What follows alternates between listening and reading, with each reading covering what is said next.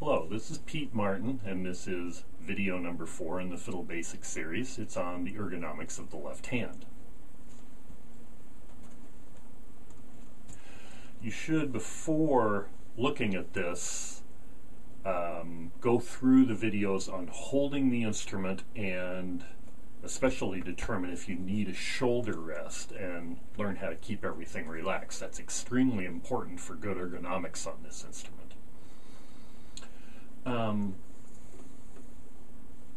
We can, learning how to hold the instrument like this with the shoulder rest, and if you need the extended chin rest and getting it set up to the right height, takes very little downforce from your head to actually hold this very comfortable.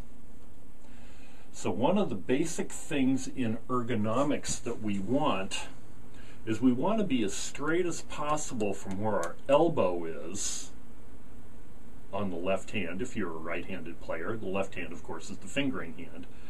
You want to be as straight as possible from the elbow to where the fingers join the palm of the hand. Now, of course, we're not built straight right here. The forearm bones bend a little bit. The two long bones that make up the forearm bend a little bit.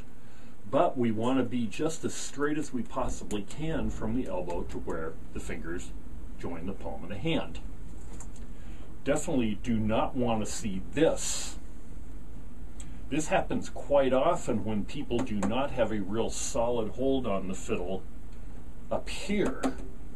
So this is where, if you need a shoulder rest and or an extended chin rest like I do, that's where this really comes in handy. We do not want to have the palm like this. We want to have it straight like this. And we definitely do not want to see it like this either. One of the quickest ways you can get into an overuse injury like carpal tunnel syndrome, is the most well-known one, is by doing lots of repetitive motions with your wrist bent one way or the other. When we play an instrument, it is a repetitive motion that we can't get around that. So what we need to do is we need to minimize the likelihood of anything causing a repetitive use injury. So we want to stay as relaxed as possible in our movements and keep the wrist straight to minimize those types of repetitive motions, once again, like carpal tunnel syndrome. Okay, another thing in the left hand, which will be easier to see this way, is you see this line right here where my fingers join the palm of my hand? We want to see where the fingers join the palm of the hand just about the height of the fingerboard, of the top of the fingerboard, like this. So if you look down over your own fingerboard, you'll just barely see the webbing of the fingers of the palm of the hand. Okay? Then, by doing this, if we just curl the fingers, we find we come down right on the tips of the fingers, right on the pads at the ends of the fingers, which is definitely what we want to do.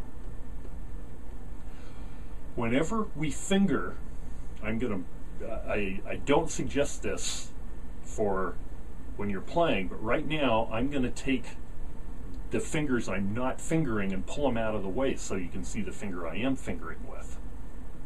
You see, when I finger with the index finger, both of the knuckles of my hand, of the index finger, are bent. When I finger with the middle finger, both of the knuckles are bent. When I finger with the ring finger, both of the knuckles are bent, and it's really important when I finger with the pinky that both of the knuckles are bent here. See, a lot of people straighten out either one or both of the knuckles of the pinky. The pinky has to keep the same general shape as anything else.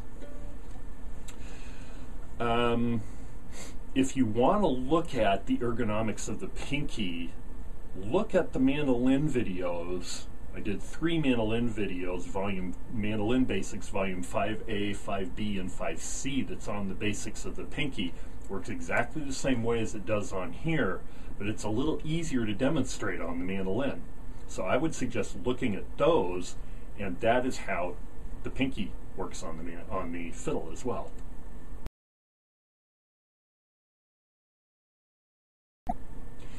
Now, one other thing is how we go from string to string is just a little twist of the forearm like this. So if I was going to open a doorknob, if I would reach out and twist like this motion back here is the same motion that I'm using if I want to go from string to string on the fiddle.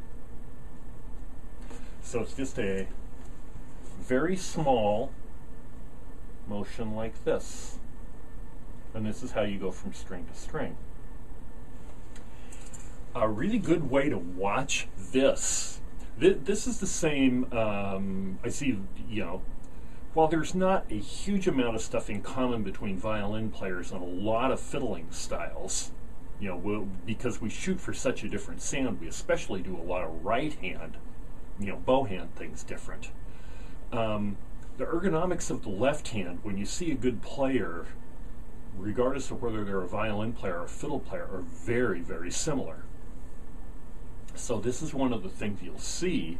So the next time you see maybe you're just watching TV and surfing through channels and surf through a PBS station and you see a classical orchestra, watch this if they zero in on some of the violin players. And as you see them move from, you can see this little motion like this, move from string to string. It's not very big. It's not like this.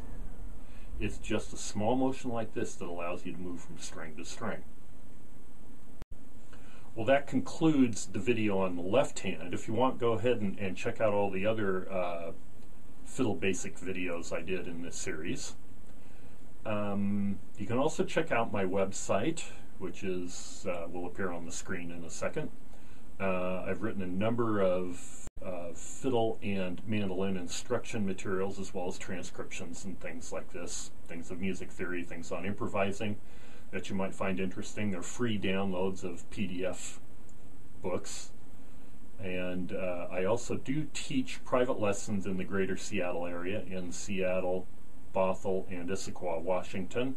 And I do teach Skype lessons to any place else.